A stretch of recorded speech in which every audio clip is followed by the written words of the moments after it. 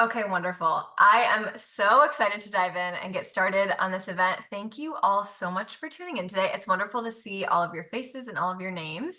Um, this is so exciting. We're talking all about exploring human design personality types to discover and utilize your personal design within your leadership position or your business. So, human design is a system of self knowledge that's said to provide insight into who you are as a person and how to live a life that's most in sync with who you are.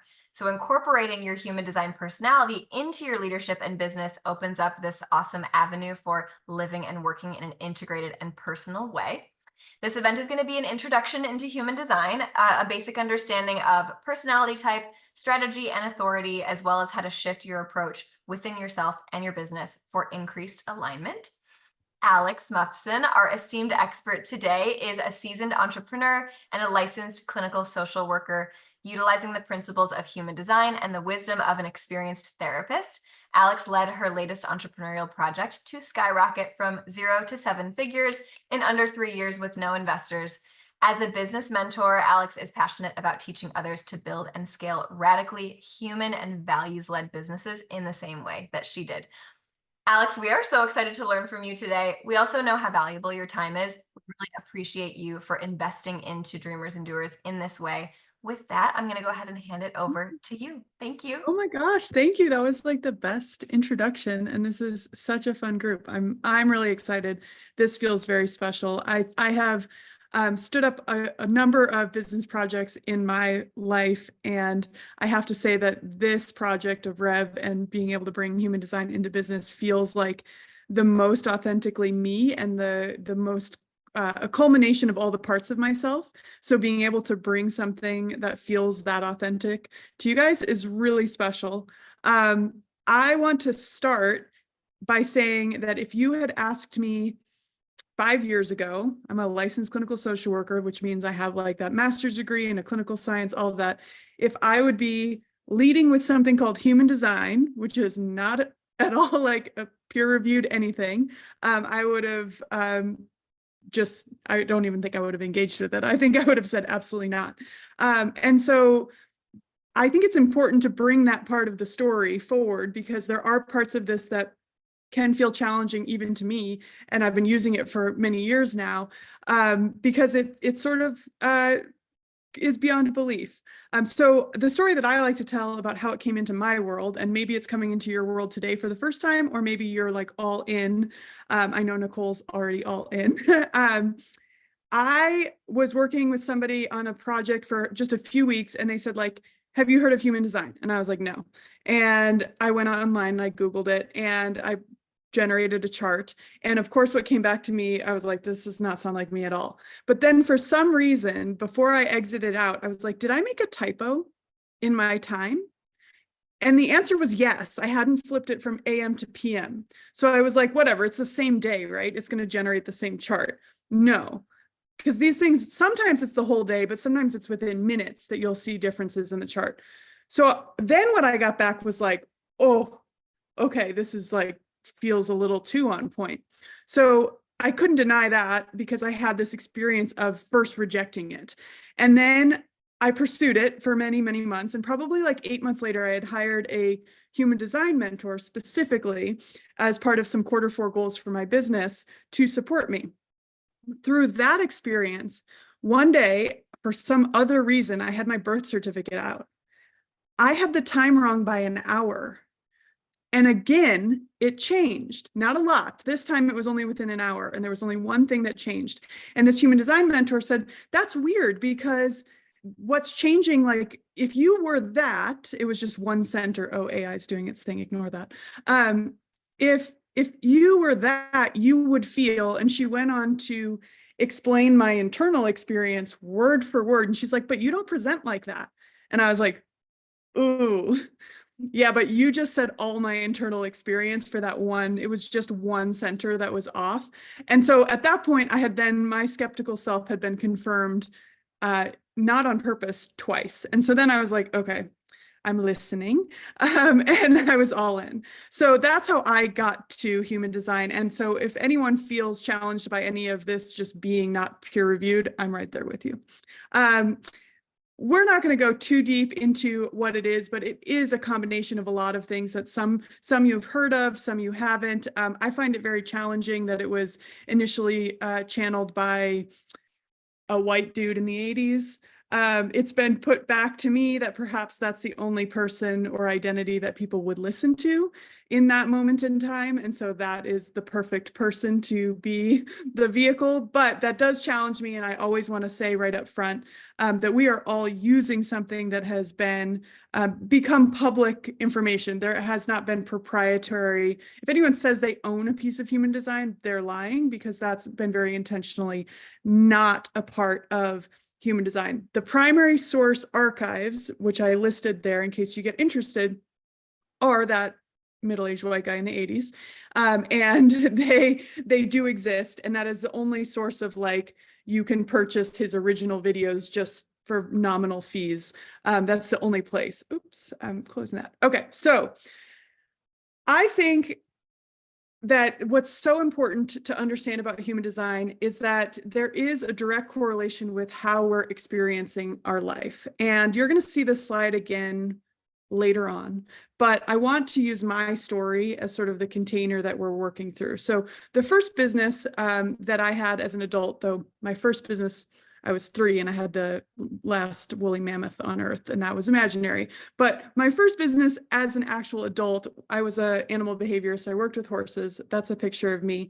And I think it's a great example of I didn't know anything about human design at the time, but looking back, it was completely like the wrong sort of business model for me. And what's interesting about that, and why I want to start with that, is I didn't work for someone else. I started that business right out of college. My mind was the only place of imagination. There was no outside investors. No one was telling me what to do. And I ended up with a business that not only did it feel like I had the worst boss ever, I was the boss, like I was the only person.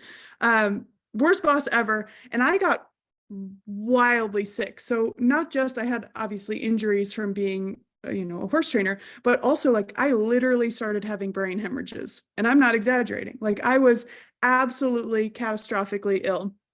And I think, and there are parts of my design that make sense of this, but I think I needed a lot of catastrophe in order to realize that that strength was actually not me using my strength. I was pushing into something that was just truly not aligned. And, fast forward, I left that career because I was too physically compromised. Started a new career when I went to scale the business that Nicole referred to that went 0 to 7 figures in under 3 years. I did it totally differently. And that picture of me, like, on a couch is totally how I built it. And for my design, having that space and that rest and really prioritizing having other people in the supportive positions with their energy was like everything to that scaling process. That's not for everyone. Everyone's design is different, but I think that these two photos really represent two versions of myself. And I'll wrap back around once we have a shared language around human design of where that comes from. But all that to say, I've built both types of businesses, and one got me a lot sicker than the other. So as an example, if you've never seen the human design chart, this is mine. I want to make sure that we spend not a ton of time going into the intricacies, because we could be here for hours, but I do want you to have an understanding of later on when I'm teaching about personality type, strategy, and authority. It all comes from reading this sort of chart in a certain way. So I'll give you kind of the ABC basics. I am a 1-3 splenic projector. That is my profile, my authority, and my personality type. And there's a lot more to human design, but if all, when you're Googling this after, or you're going on to, Nicole had posted where you can generate charts on my site, like, those are the things that you're probably first going to be drawn to. On this chart, the, like, colored in this chart, the black shapes, thank you, Nicole reposted it. Those black shapes, those shapes are the ones that are defined. In human design, we call that our definitions. That's what's coming from internal sources. So you don't have to know the complications yet, but just know if it's colored in, it's coming from inside you. If it's not colored in, you're getting it from external sources. Neither is better or worse, but there's a very different way of engaging with something that you are absorbing from the outside versus comes from the inside. So when you look at a chart, that's kind of some of those basics. That was one of the parts I could never understand. Oh, undefined. Jessica, are you a reflector? Do you have nothing defined? Is that what that means when you say you're undefined? Oh, you're muted, but you guys can write in here if you want. But if you're completely undefined, you're a reflector, and we'll get to that. But I just wanted you to have, what if your chart shows a brownish color? So for the sake of today, those are all definitions. So, and black or brown on the Rev generator. If you generate somewhere else, there'll be different colors. These are just my branding colors. But those for today, you're just thinking of those as defined, colored in, internal, or open. Ooh, you're a reflector. I'll be right there. I'll explain that in a minute. Okay, here we go. So Jessica took us right into personality types. You guys keep writing questions in the chat. Yesterday I did this and we went right up to the hour without even having time for questions. So I'm going to try to book it, but I want you guys to we can do this organically, and you can keep putting stuff in the chat. So an energy type is like the first thing. If someone's like, "Oh, I've heard of human design," insert I'm a, reflector. That's what they're going to say.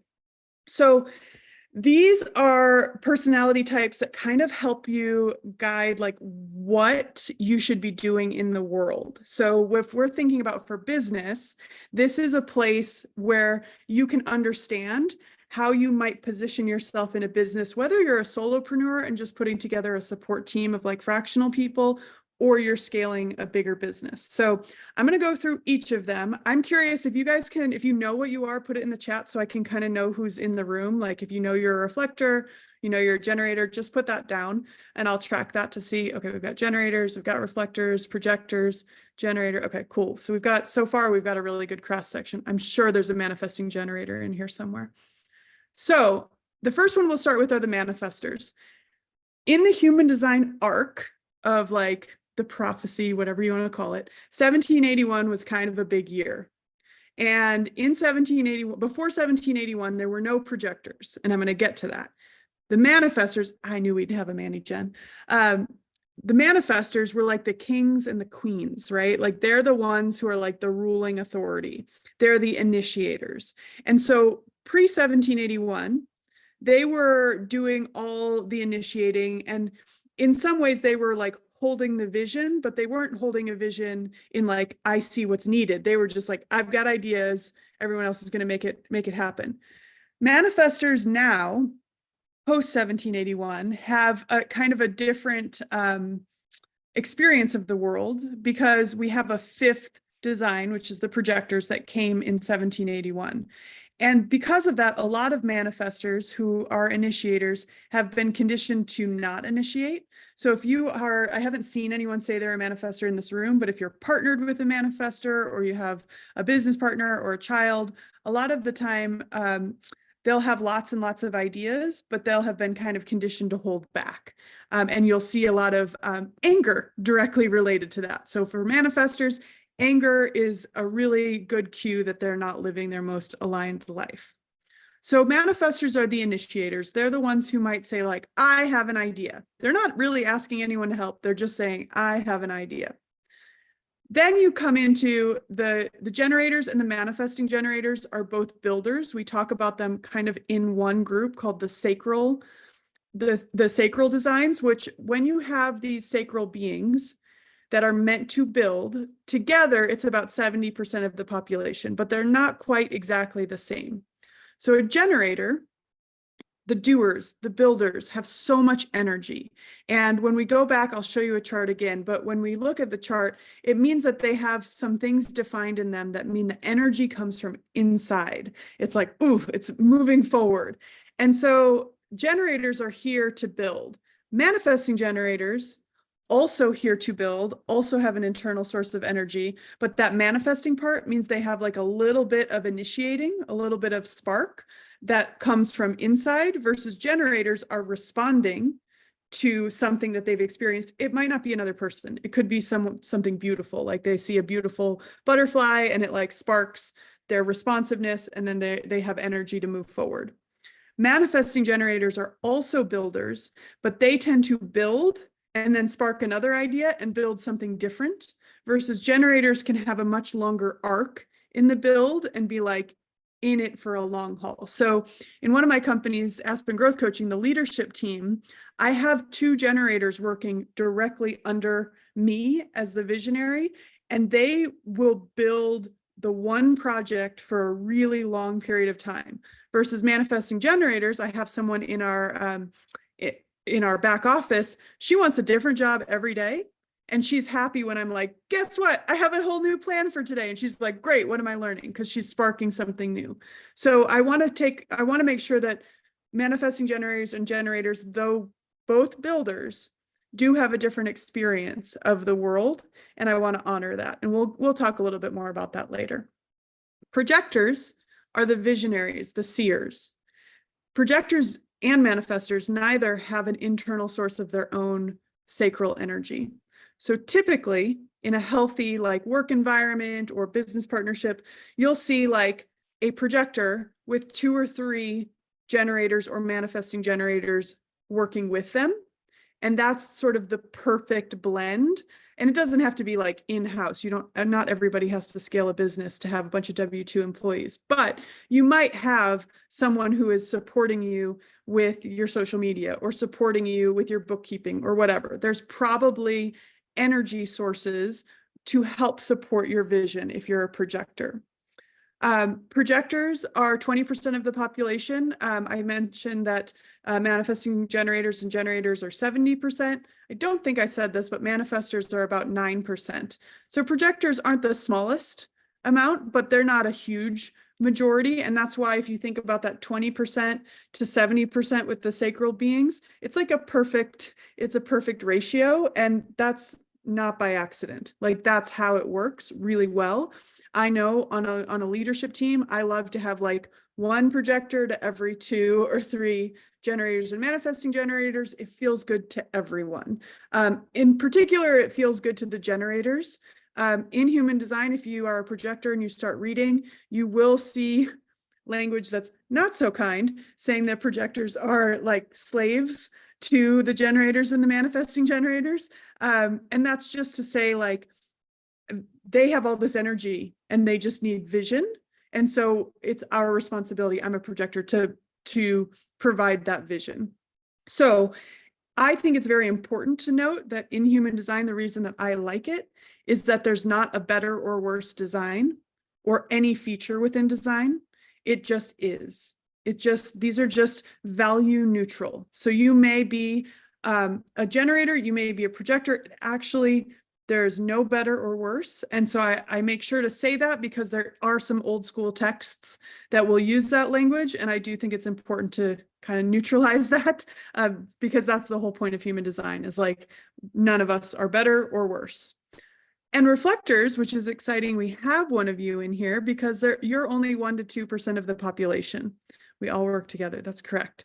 A reflector is the litmus test of the population. So very, very dependent on the environment.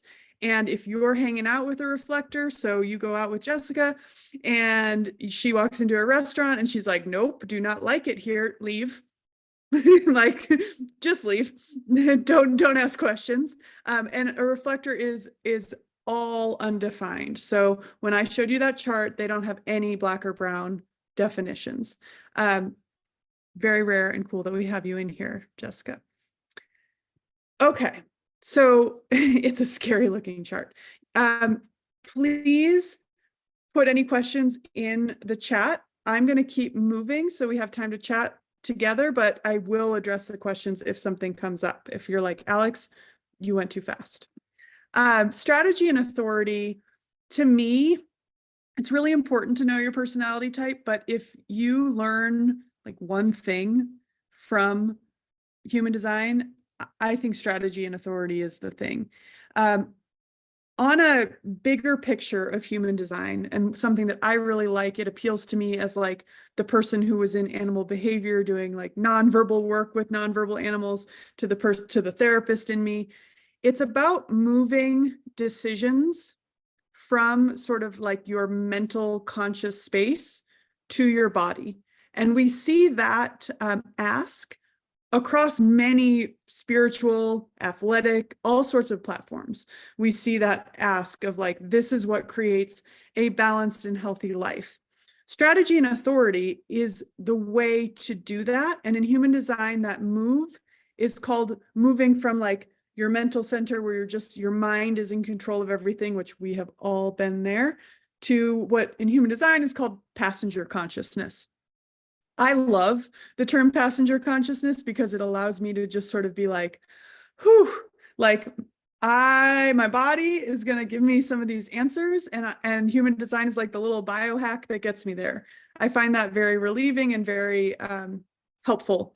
Strategy and authority is how you are going to use your body to make these decisions. Ooh, Ashley, I love that you are leaning into that. It's like pretty mind-blowing. When you're looking at strategy and authority, your strategy is like how you make things happen, how things come into your world to be in alignment. So, if you're someone who needs to be, I'll get to this, but if you're someone who needs to be in response to that butterfly I mentioned earlier, like you're a generator and you need to be sparked by something, anything that doesn't come in the way of an offer of like a, hey, respond to this, is automatically like not on your table to choose from. And that in and of itself helps so much, because once you know your strategy, anything that doesn't enter your world with strategy, you get to just say like, not for me. And if something comes in relationship to your strategy, it doesn't mean it's automatically for you. You don't have to take everything that comes in an aligned way. Your authority works together to decide if it is in fact for you. It's on the table because it came in alignment with your strategy, but it is yours if it is also in alignment with your authority. They have to work in partnership. Then you will end up in the correct aligned situations that you may not have always predicted. At least that's been my experience. So I want to go through each strategy so that you can kind of get a sense of where you fit in this working together, because this is very much like a working together situation.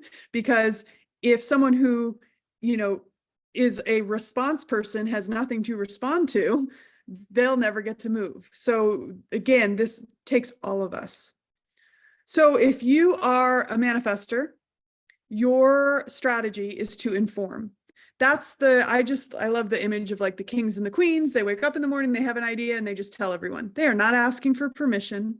If you are raising a manifestor child, they are probably seeming very bossy, and it is your inclination to be like, don't be bossy, but it's actually how they're going to get things done. And so manifestors tend to have a really big presence because ideas are just dropping into their mind from seemingly nowhere. So they're really the only design that, if you're trying to generate ideas and movement, could be in like a dark, sensory deprived meditation room and then just have like a spontaneous idea that wasn't triggered by anything.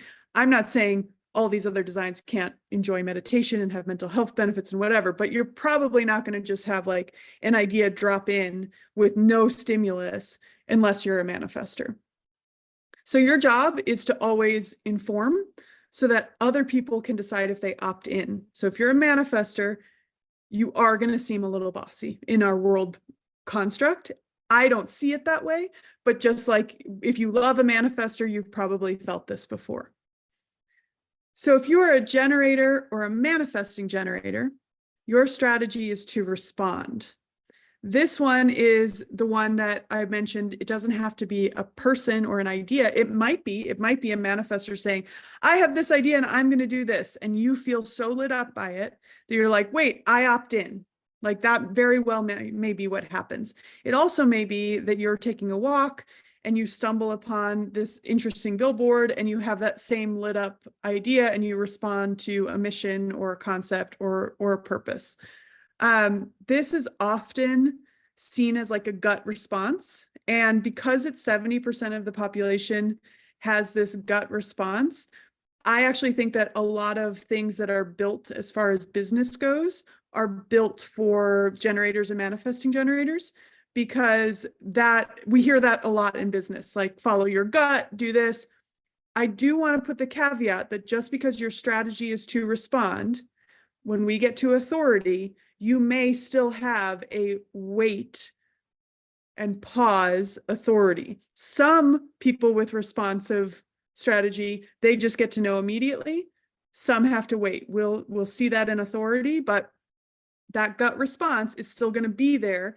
If you don't have the gut response, it's not on the table for you. Like I always think for generators and manifesting generators, your ideal place to be is like a job fair, and you're walking from booth to booth and you're seeing which ones you have a gut response to. That's how to bring something into your world, not necessarily how to make the decision if it stays, but how to bring something into your world. Projectors are totally wait for the invitation. And an invitation for a projector must be formal. It must include recognition. So this is not, yeah, I mean, I guess, can you do that for me? No, that's not a formal invitation. It's like, I have noticed that you're really good at this. I would love to have you join this project to help me.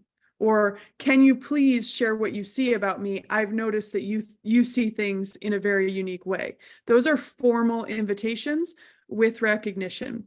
Something that's key for projectors is often when people hear me or anyone else say this, they go, oh my gosh, so I'm a projector, so I'm just passively waiting.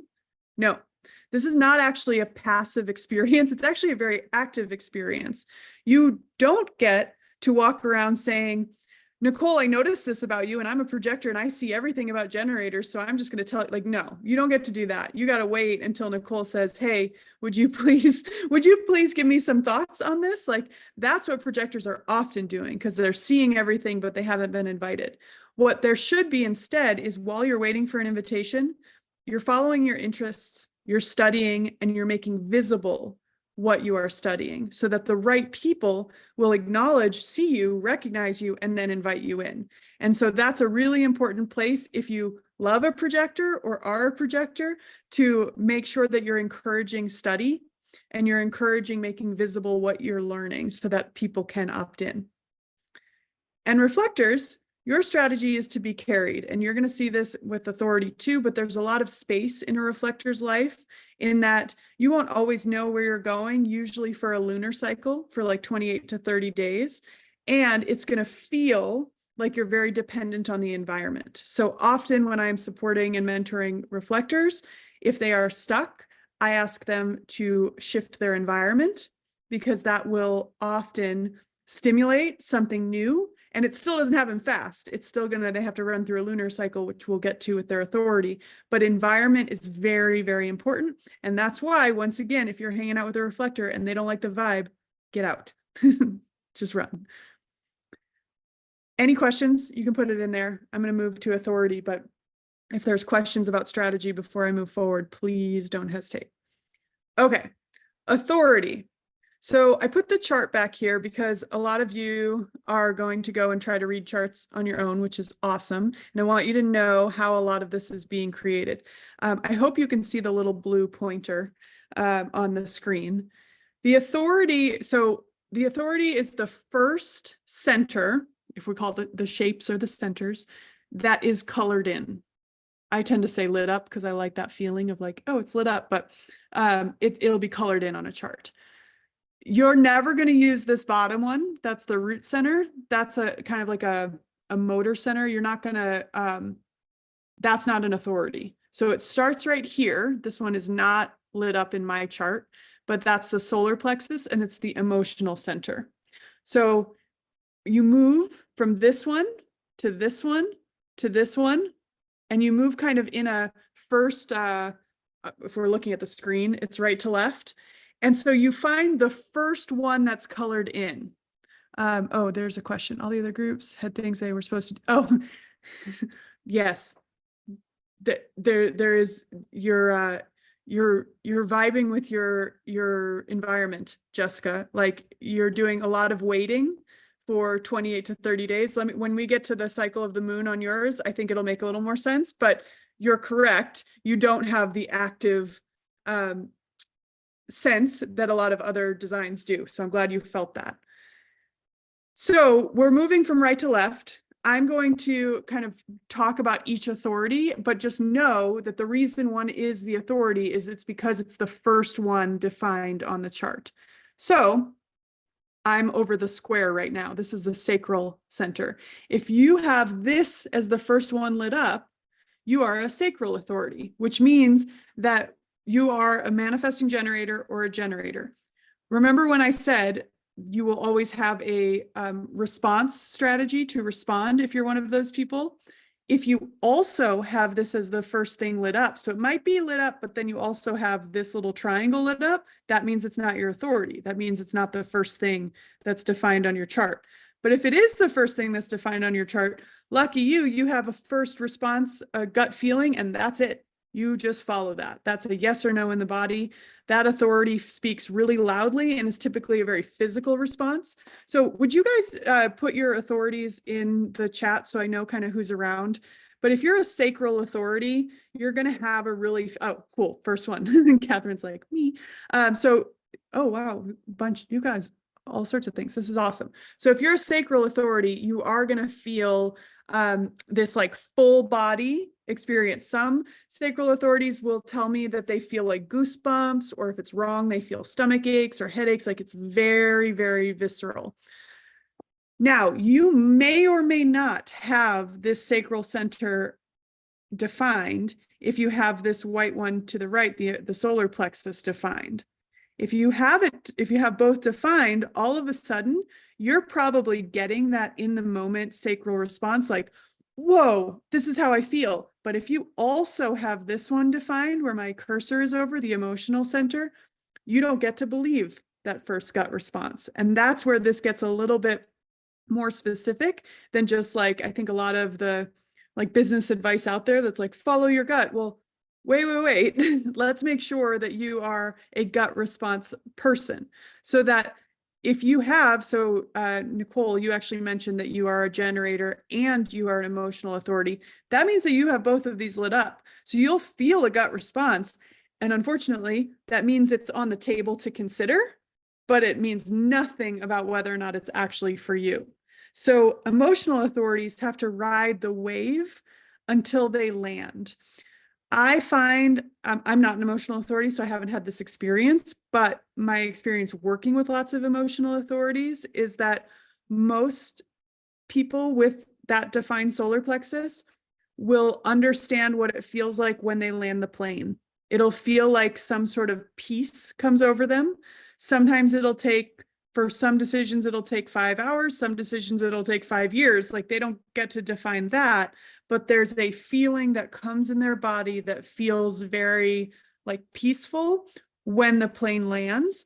And what they understand is that all of that noise, the like, oh, it's really big, or yes and no, and yes and no, and it feels like a soundtrack behind them, is actually not the decision place, even though it feels easy to ride that wave. It's when it lands that they know if it's for them. So when you're thinking about strategy and authority, let's say your strategy is to respond, but your authority is emotional. That means you have to wait for an initial response to know if it's on the table for you, but you don't make a decision until you land the plane. If you have a response strategy and also a sacral authority, you get to decide in the moment based on your gut response.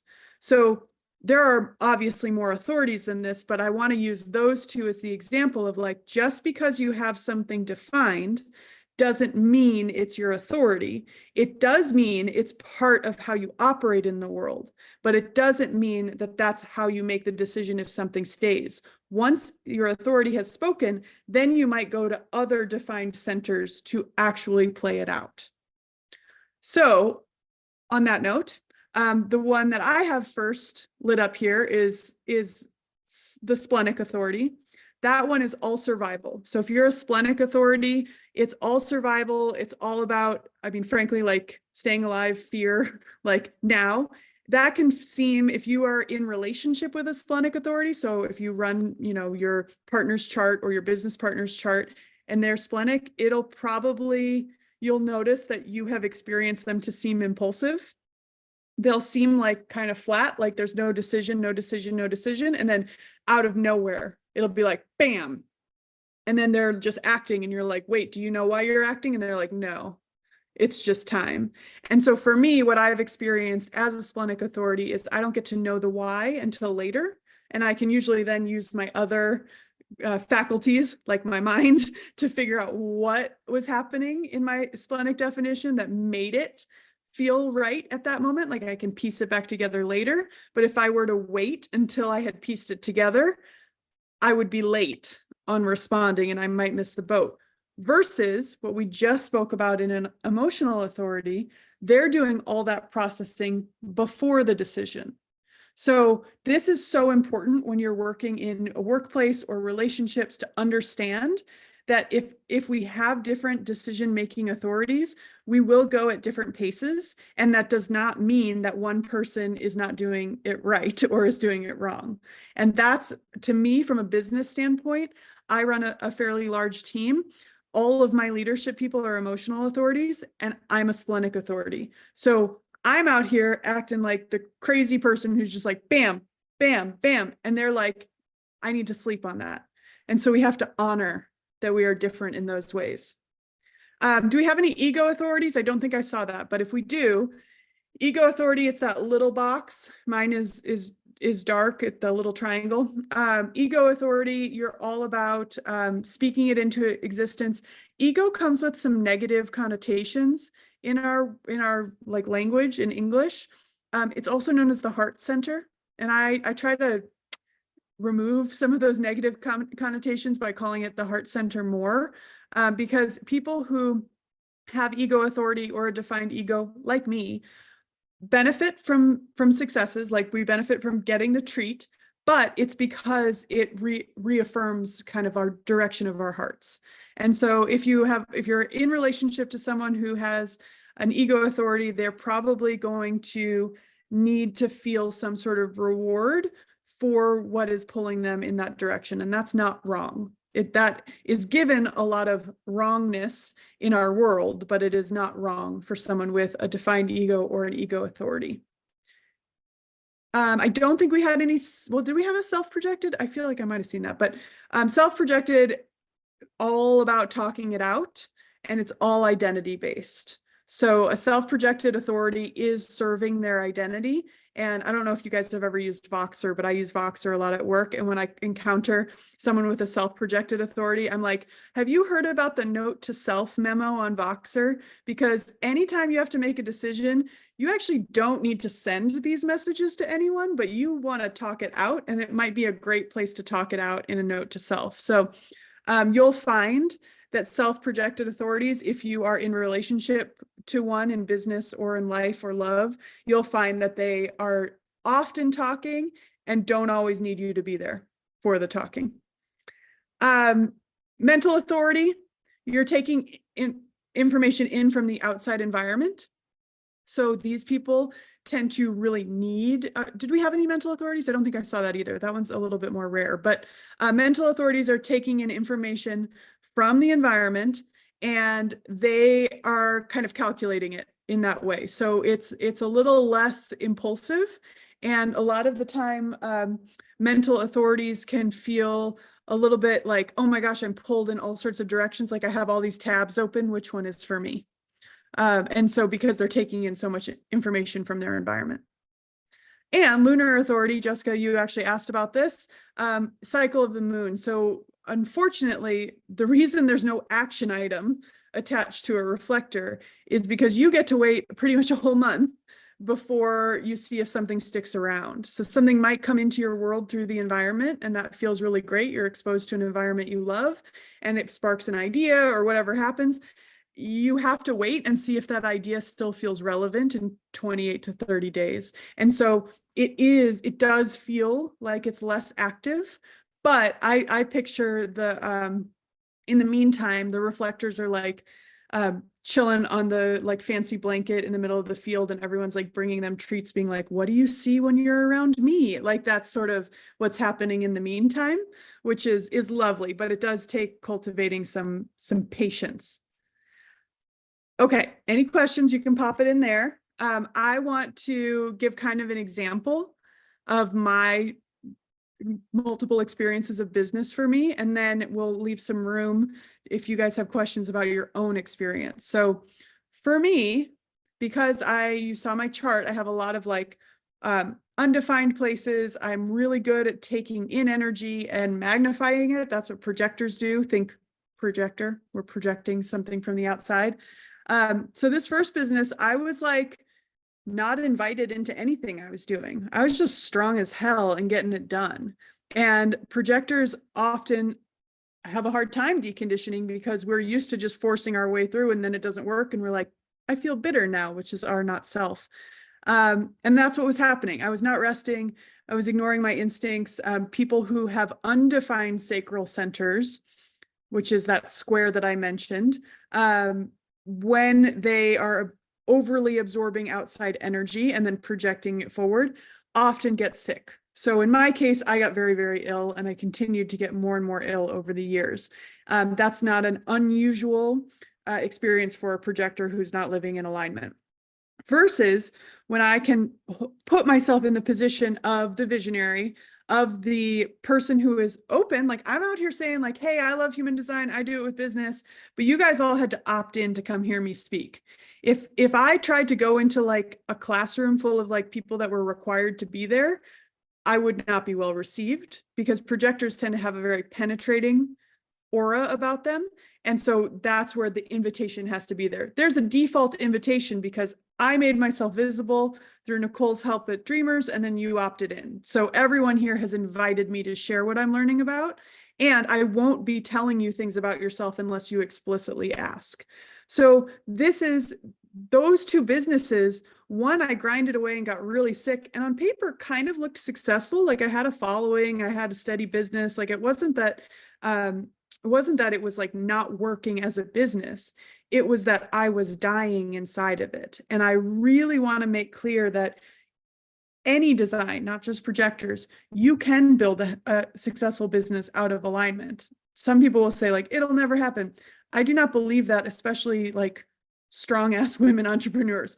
We can make whatever we want to make happen. The problem is it good for our bodies and ourselves while we're doing it? And so these two businesses, one, it's not that you're not going to have like outside sources. Like the market is crazy right now. We don't know what's happening in presidential election, whatever. We're all going to feel ups and downs of the market. You don't just magically not have outside influence. But when there is a crisis, I am in my lane and I am doing the thing that I do well to get through the crisis. And then there are other people doing what they do well so that nobody is feeling sick, even though they're attending to something that could be scary. So that's something I don't want this to be like, I don't want you to leave here being like, this is magic, then I'll never have any troubles. No, like we're still humans living in a world full of other humans. But I know that when I am in crisis mode and I am in the visionary mode and I'm invited to help by people who value and recognize me, crisis is something I can deal with, right? It just becomes much easier to navigate. So I want to open, I'm so glad because I did it a little bit faster than I did yesterday. We've got 10 minutes. I am open to running anything through. So if it is business, if it's just a discomfort, if it's a relationship, I see that Ashley's saying the powerful reflection example to sit with or shift the internal narrative to. Ashley, I don't know when you wrote that and what you were responding to, but that's something that I feel is really useful in human design, is that we have internal narratives about what works for us. And a lot of the time those are shaming. This is the therapist in me talking. Like a lot of those are often like, man, it takes me like 4 days to make any sort of decision. Okay, well, are you an emotional authority? Because if you're an emotional authority, that sounds like pretty quick, actually. Now, if you're a splenic authority, you probably shouldn't do anything until there is a decision. Those are different. But if you're an emotional authority, sounds like you're right on time. That's the sort of like value neutral that I love about this. And I feel like I can get more done with someone quickly with human design than years of doing clinical therapy, which I have done. So I'm glad that was powerful, Ashley. You guys can unmute if you have that capability, if you want. And I know people will start having to leave, so I'm going to put this because there's a discount code on there in case anybody wants that.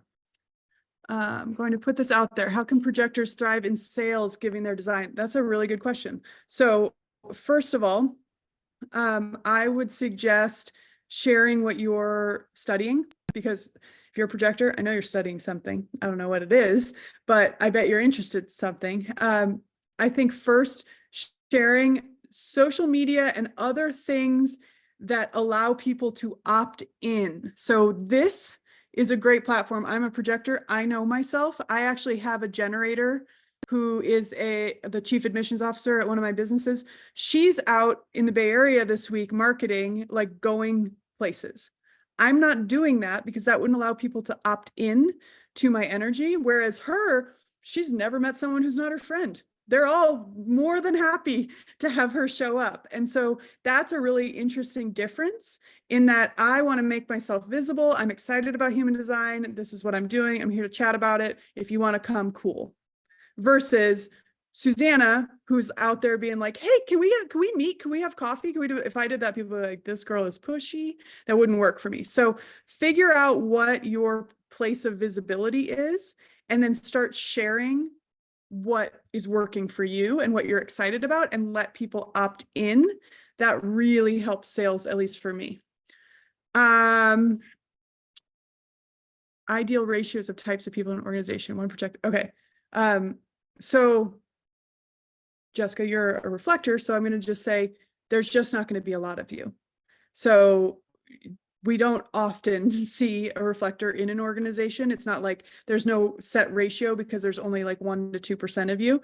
I would say reflectors do need a lot of support around them to be doing the energy so you can tap out really easily and drain the energy that maybe you've absorbed from the outside world. So to me, the question is less like how many reflectors should every business have, and more, if you are a reflector, you need to have a support system, whatever that looks like to you, that allows you to quickly change your environment when you are flooded in order to allow the other energies that you're absorbing out so that you don't get flooded and have physical symptoms around that. A lot of, like, I work pretty closely with a reflector, and it's just so easy for her to get migraines. And so we just have to put everything in place that she can very quickly drain.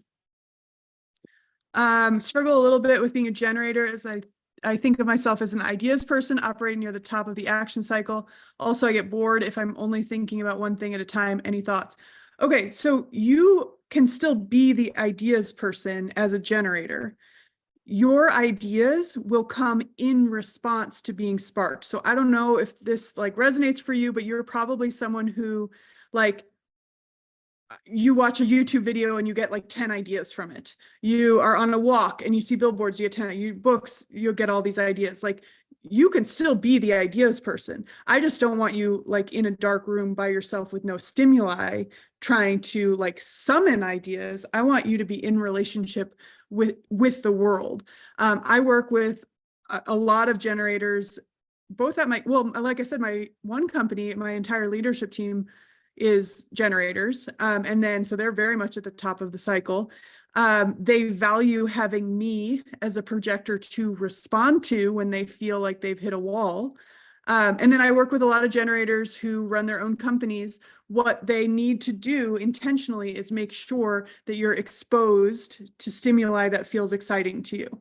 So you just want to make sure that you're still out in the world and experiencing life. That's really important. Bye. I'm glad it was amazing. Okay. Any other questions, or you want to like run a scenario through? You guys can unmute too if you want. The unmuting is always the intimidating part. I just didn't want to cut anyone off. That's That's because like I have questions. Well, yeah, because you were talking about organizational structure Yes. and you did have a ratio. So Mm-hmm. regardless of like, okay, forget reflectors, right? Like, because I guess there's like 5 of us in the world, whatever. But No, there's more than that. But just generally speaking, no, I'm exaggerating. Generally speaking, with an organizational structure, how do you see that working out with the percentages of types? so the people who have no defined sacral center, which are manifestors, projectors, and reflectors, those people need people with a defined sacral center in order to have energy, because they are not producing their own energy from an internal source. They have a motor usually, like that. They have some, you don't, but they have some sort of motor, except for the reflectors, but there's not a sacral energy desire pushing forward. So my recommendation is, though the like sacred relationship of this like triad of like projectors and generators, that's like very easily spotted in the world. You just see that naturally happening. I would say anyone who does not have a defined sacral center, so this goes for manifestors and reflectors too, needs to have 2 or 3 sacral beings in their world. It might be like you have a couple people, your VA, something like your partner in life. You just need to have that. Otherwise, you won't get that like infusion of outside energy as often. And similarly, you do need to be able to disconnect from that, because you will take their energy, amplify it. Like this group, there's like lots of generators in here and people probably who have defined throats. And I'm like, I could talk forever. I have so much energy. I will close this computer and I will need to consciously remember that that energy wasn't mine. And if I keep running on that energy all day, I will be very, very, very tired and not able to recoup. So it's just about exposing yourself to doses of what you need to borrow. And for a reflector, that's everything, because you don't have anything coming in internally. That's why you are environment dependent. But safe bet, 1 non-sacral being to every 2 or 3 sacral beings is good. Okay, cool. So it's kind of like having the power plant. You need a power grid. It's just we need each other, because Yeah, what yeah. I'm not a generator, but what my generator team expresses to me is that they are full of energy and they want the idea so that they can focus it in a place that feels really exciting to them. Otherwise, they find that their energy is just going places and then they regret spending energy on it. And so value having me being the person who's like, yeah, I don't think you need to spend your energy on that. And they're like, check, got it, moving on. So that's like a projector generator relationship, but everything will be kind of special in that way. Reflectors often hold a lot of space of like creating warmth in the environment around everybody. So they feel like they're like holding that space. Cool. Thank you. I'm a generator and also have ADHD, and I'm a multi-passionate entrepreneur. I experienced burnout last year and am determined to live fully aligned and avoid experiencing that again. Not self-themed, design sense, you're like, all of those. I can't talk about all of those because I only have a couple of minutes or 1 minute before Nicole is going to shut this down. But I can say that your not self theme is frustration. So I would be very, very attuned to when frustration shows up in your life. Your self theme is satisfaction if you're a generator. And so I would not be chasing the feeling of, like, for a projector, it would be success, or a manifestor, it would be peace. I would be chasing satisfaction. Design sense, motivation, perspective, that's like a bigger conversation, so I won't go there. But I would say, as a generator, if you experience burnout, my guess is you did not, it's the same reason that the projector or the non-sacral being needs you. You probably didn't have a clear vision that felt like it was a good direction for your energy. And so you were expressing energy, and that led to frustration. And that frustration is what led to burnout. And so if you can start noticing frustration when it's smaller and taking it as a cue that perhaps you need to go expose yourself to new stimuli in order to feel satisfaction in what you're using your energy for, on a very basic level, that's where I would start to recover and work from burnout. You still need, generators aren't the type that can just like not do anything and recover from burnout. That you'll just get more frustrated. It's about doing the right things. Cool, thank you. Oh, good. You popped up. I was like, I don't know who that was. Okay. Well, I am aware that you all have lives and it's a minute after. I'm so excited to have met all of you. I'm glad you needed to hear that. Thank you. So you guys can find me on Instagram. If you go to the website, anything that you book, if you use that code, because I love the Gilmore Girls, will be 20% off this month. So please come and see me. And there's also a no cost 15-minute call. So if finances are tight, just book that and let's just talk for a few minutes. Alex, thank you so much. Hi, This thank was you. so much fun. It is so much fun to hear you speak about this topic. It's so valuable and wonderful and just like so much magic. And I think just already shifting perspective. So just thank you for your time and your wisdom. And to everybody for showing up. It was wonderful to see you. Ping me if you need anything at all from anybody. But beyond that, have a wonderful rest of your day. Thank you, Alex. Thank you all. Thank you. I hope that I get to chat with you guys one-on-one. Bye. Bye, everyone.